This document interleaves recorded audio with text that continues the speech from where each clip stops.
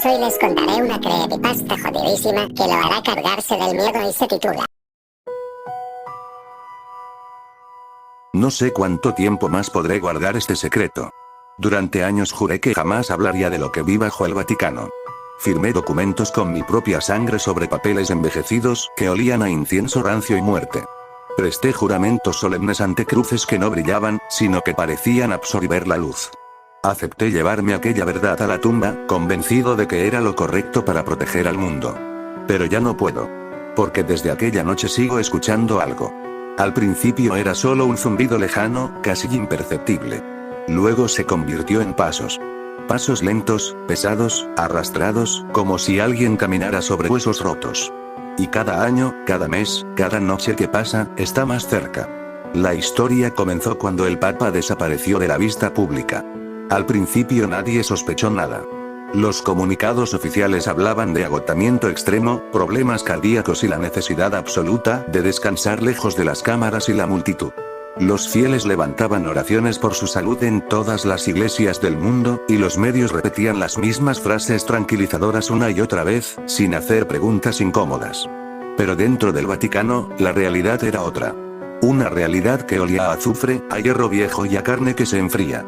Yo era un joven sacerdote de 32 años, cuando recibí una carta sellada con cera negra y el escudo de un departamento que no figura en ninguna lista oficial. No tenía remitente, ni fecha, ni explicaciones.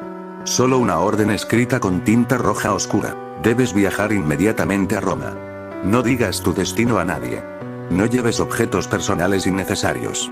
Obedece sin preguntas. Sentí un escalofrío al leerla, pero la obediencia era lo único que me había enseñado toda mi vida. Tomé el primer vuelo esa misma noche. Cuando llegué al Vaticano, supe al instante que algo andaba terriblemente mal. Los guardias suizos no estaban erguidos ni firmes como de costumbre. Caminaban encorvados, con los ojos inyectados en sangre, las manos temblando ligeramente y manchas oscuras, pegajosas, en los bordes de sus uniformes, como si hubieran intentado limpiar algo que no se quita con agua. Evitaban mirar a los ojos, como si temieran que una sola mirada revelara lo que estaba ocurriendo. Los cardenales y obispos que me recibieron tenían rostros desgastados, como si hubieran envejecido 20 años en pocas semanas. Sus labios estaban secos y agrietados, y cuando hablaban, susurraban en voz baja, como si temieran que las paredes tuvieran oídos. Los pasillos, normalmente llenos de ecos y pasos, estaban extrañamente silenciosos. No se escuchaban rezos, ni cantos, ni conversaciones. Solo un zumbido bajo y constante, como el latido de un corazón gigante y lejano que resonaba bajo mis pies. Era como si todo el lugar contuviera la respiración, esperando algo que no podía nombrarse. Aquella misma noche fui conducido a una sala secreta, bajo el nivel de los despachos oficiales. Allí ya había reunidos otros sacerdotes llegados de todos los rincones del mundo. Hombres de México, Italia, España, Brasil, Polonia, Alemania y Filipinas. Más de 300 en total. Muchos tenían las manos cruzadas sobre el pecho, rezando en silencio con expresiones de puro terror. Nadie hablaba, nadie sonreía, nadie se atrevía a mirar fijamente a los demás. Entonces apareció el cardenal decano, la autoridad más alta después del propio sumo pontífice. Tenía más de 80 años, pero parecía haber cruzado el límite de la vejez para entrar en algo parecido a la muerte en vida.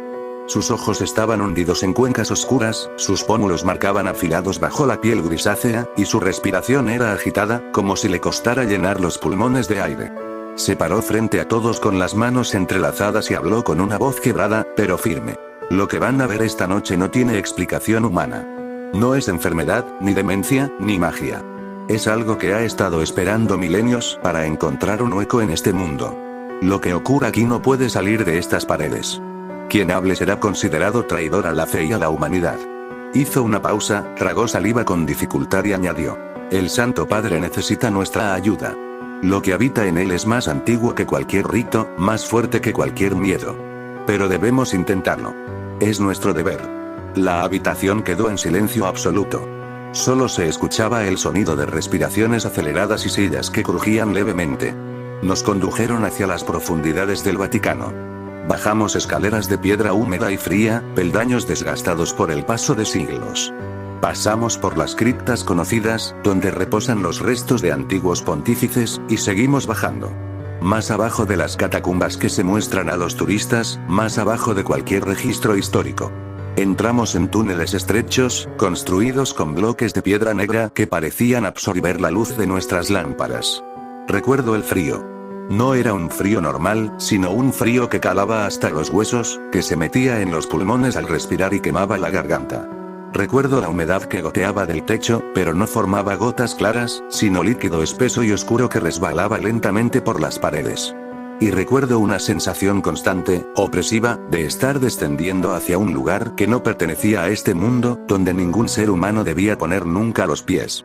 Después de casi media hora de caminar en silencio, llegamos. Era una cámara gigantesca, excavada en la roca viva, con un techo tan alto que nuestras luces no alcanzaban a iluminarlo por completo.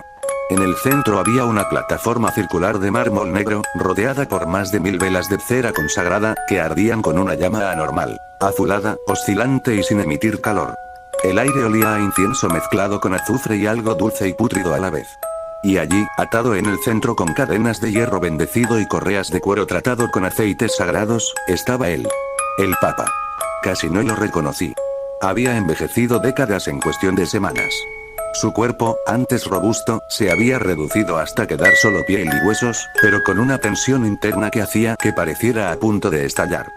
Su piel tenía un tono grisáceo, como cera vieja que se ha guardado en un lugar húmedo, y en ella se veían movimientos lentos, ondulantes, como si algo grande, viscoso y vivo nadara por debajo de la superficie, desplazándose de un lado a otro.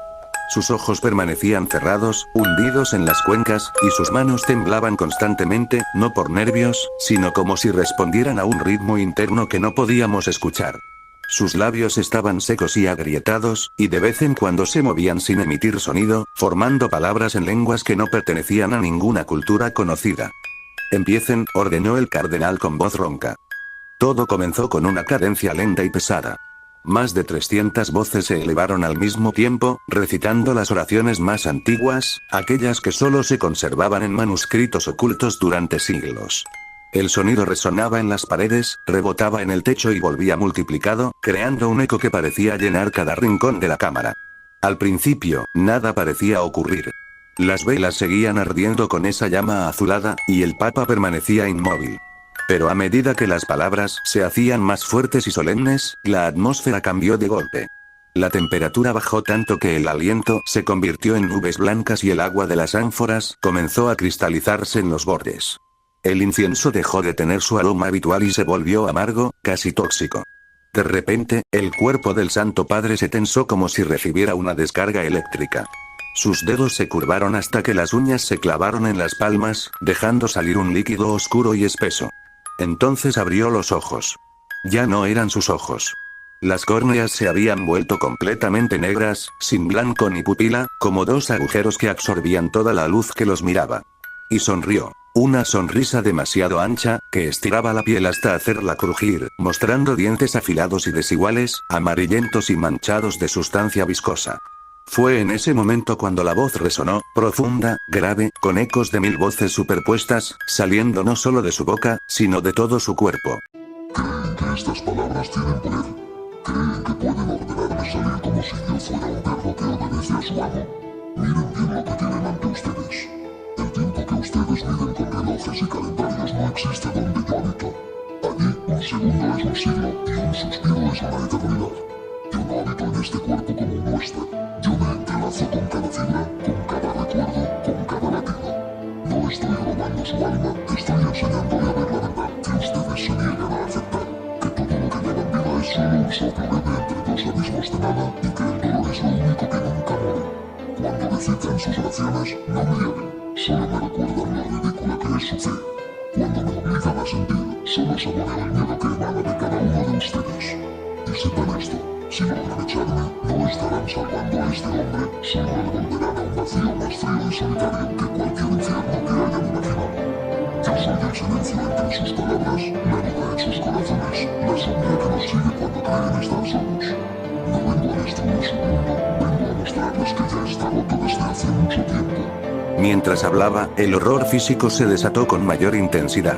Sus venas se hincharon hasta convertirse en cuerdas gruesas y negras que recorrían su pecho, brazos y frente, retorciéndose como serpientes bajo la piel. Al estirarse, rompían la carne en finas grietas por donde brotaba ese líquido oscuro, que al caer sobre el mármol lo corroía y dejaba agujeros humeantes. Su espalda se arqueó hacia atrás en un ángulo imposible, oyéndose crujidos secos y prolongados de vértebras que se desplazaban y huesos que cambiaban de forma. El cardenal no retrocedió. Levantó la cruz de plata maciza, la sostuvo con ambas manos y gritó con toda la autoridad que le quedaba. Te ordeno, en el nombre del Creador de todas las cosas, en el nombre de aquel que venció a la muerte. Revela tu nombre, abandona este recipiente y vuelve a la oscuridad de donde saliste. Las oraciones se intensificaron. Todos recitaban más rápido, más fuerte, con el sudor empapando sus ropas y las lágrimas nublando sus ojos. Cada palabra parecía golpear al cuerpo poseído, haciéndolo retorcerse con violencia. Las cadenas sonaban con fuerza, chocando contra el suelo, y la voz demoníaca se alzaba en contra, mezclando blasfemias con esos secretos que rompían la cordura de quienes los escuchaban.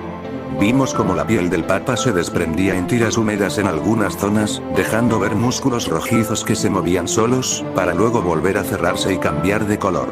Sus costillas sobresalían como púas afiladas, y su garganta se ensanchaba hasta el punto de poder ver el interior oscuro y lleno de pliegues que se contraían y se expandían como si respiraran un aire que no existía en nuestra dimensión. Durante 3 días y 3 noches continuó esta lucha sin descanso. Dormíamos solo unos minutos, apoyados en las frías paredes. Comíamos apenas pan duro y bebíamos agua que sabía a metal. Algunos sacerdotes cayeron inconscientes, otros comenzaron a gritar enloquecidos, incapaces de soportar la visión y las palabras que desgarraban su alma. Vimos a hombres de fe firme llorar pidiendo perdón por pecados que nadie conocía, impulsados solo por la verdad que esa entidad escupía. Fue al amanecer del tercer día cuando ocurrió el cambio. El cardenal reunió a los que aún seguían en pie, y recitó el pasaje final, el más antiguo y potente, escrito en caracteres que casi nadie podía leer. Al pronunciar la última frase, un estruendo recorrió toda la cámara. Todas las velas se apagaron al mismo tiempo, pero en lugar de oscuridad, una luz cegadora, fría y blanquecina, llenó el espacio. Se escuchó un grito que no provenía de una garganta humana, sino de miles de almas a la vez, un sonido agudo y profundo que hacía sangrar los oídos. El cuerpo del Papa se arqueó con tanta fuerza, que las cadenas comenzaron a doblarse. Por todos sus poros, ojos, nariz y boca, salió una nube espesa y oscura que giraba en espiral, golpeando las paredes como si quisiera romperlas, hasta que finalmente se desvaneció con un último lamento que pareció perderse en las profundidades de la tierra. El silencio regresó, pero fue un silencio pesado, vacío. Las velas volvieron a encenderse solas. El calor volvió lentamente. El olor a azufre se disipó, dejando solo el aroma débil de la cera quemada. En el centro de la plataforma, el cuerpo del Santo Padre cayó suavemente hacia adelante, libre de aquella tensión antinatural. Respiraba con dificultad, con un sonido húmedo y débil, cubierto de heridas que comenzaban a cerrarse dejando marcas oscuras y cicatrices extrañas en forma de símbolos que nadie reconocía. Con mucho cuidado, aflojamos las cadenas. Cuando levantó la cabeza, sus ojos ya eran los suyos otra vez. Claros, cansados, pero llenos de una confusión infinita y un dolor que ninguna herida física podría explicar. Y entonces hizo esa pregunta que nos heló la sangre para siempre. ¿Cuánto tiempo pasó? Solo 3 días, Santidad, respondió el cardenal con voz entrecortada. El rostro del Papa se descompuso. Sus ojos se llenaron de un terror que no cabía en este mundo. ¡No! Gritó con voz quebrada. Para mí fueron 10.000 años, 10.000 años caminando en la oscuridad total, sintiendo algo acercándose paso a paso, sin luz, sin tiempo, sin fin. Justo cuando me iba a alcanzar, desperté aquí. Sus fuerzas lo abandonaron poco a poco. Minutos después, con un último suspiro, dejó de respirar. En ese mismo instante, en lo más alto de la basílica, comenzaron a sonar las campanas. Un repique lento, grave y triste, que anunciaba al mundo la muerte del Santo Padre. Pero nosotros sabíamos la verdad. Habíamos expulsado al demonio, sí, pero le habíamos devuelto al hombre a su propia realidad, cargando con el peso de una eternidad de sufrimiento comprimida en solo 3 días. Y algo más. Lo que había visto y escuchado allí abajo, y lo que nos estaba esperando a todos. Y ahora, mientras escribo esto en la oscuridad de mi habitación, vuelvo a escucharlos. Esos pasos. Lentos. Pesados. Más cerca cada vez. Y sé que ya no estoy soñando.